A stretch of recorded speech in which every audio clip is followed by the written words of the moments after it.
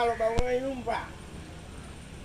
Nisikilize mimi kijana yako, mpangaji wako, mchapakazi na akili zangu timamu. Yaani naongea na wewe kwanza mimi sijaelewa.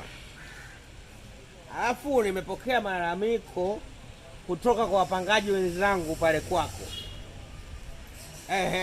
Wanasema vipi? Pale kwako kodi kwa mwezi 40,000.